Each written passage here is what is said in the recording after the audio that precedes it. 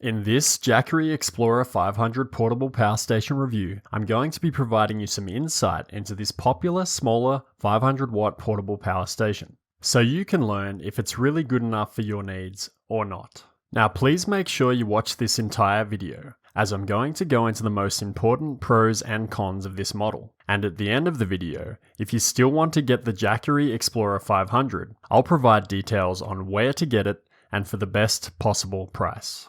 So let's look at the pros. Very easy to use. The Explorer 500 is ready to use straight out of the box, and even a total technophobe will find it pretty simple to use. By standard, the Explorer 500 comes with around 35 to 50% charge, so you can get going immediately. LCD display. The LCD display provides both a battery bar chart and a percentage indicator of exactly how much charge your battery is currently holding. The display also shows the total watts currently being used, and the total watts coming in. 3 ways to charge.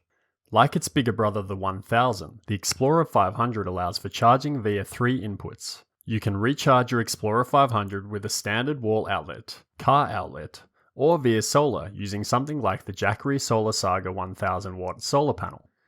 Multiple outlets. The Jackery 500 includes 3 USB ports, 1 standard 110 volt wall port, and a DC output car port section running 12 volt 10 amps, so you will be covered for pretty much anything you'd like to charge. Portable and compact. This solar power portable station is lighter than others on the market, making it easy to transport. Weighing just 13 pounds or 6 kilograms, it shouldn't be a problem for you to carry this around as needed. Good recharge speeds. The charging time to get the 500 back up to full charge is pretty reasonable. It takes just 7.5 hours if using a wall outlet, then around 9.5 hours to charge the battery using solar. If you want to charge it with the carport, it will take a little longer, at approximately 16 hours. But charging while driving is a very efficient way to keep the Explorer 500 charged, as you'll be making the most of your trips and staying prepared. Noise level. Even with cooling fans, the Explorer 500 is quiet when generating electricity, compared to other power stations on the market. So what about the cons? Needs USBC ports. The lack of USB-C ports is a small issue with the Jackery Explorer 500. The fact that Jackery left out these ports is probably due to having a restricted amount of space to work with when designing this smaller sized unit. Most things that you'd want to charge with USB-C can, however, be charged with other types of plugs and cables, so there's a fairly easy workaround for this issue. Slower charging via solar.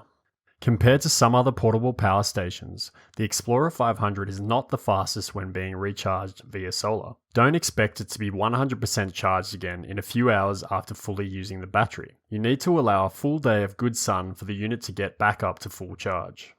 In summary, the Jackery 500 is the mid-range sized portable power station from this brand, and for the small size and relative lightweight design of this unit, it does an amazingly good job of both powering up whatever you need to run and charging from either solar or a wall or a car output. It's really competitively priced and provides tough competition to other similar capacity portable power stations on the market. It's not surprising that Jackery have become very popular lately since releasing the Explorer power stations, and the 500 is no exception.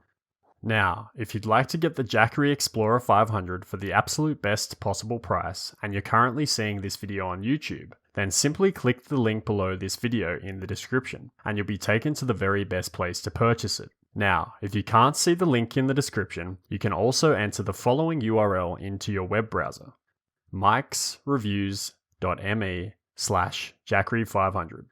Thanks for watching this Jackery Explorer 500 review.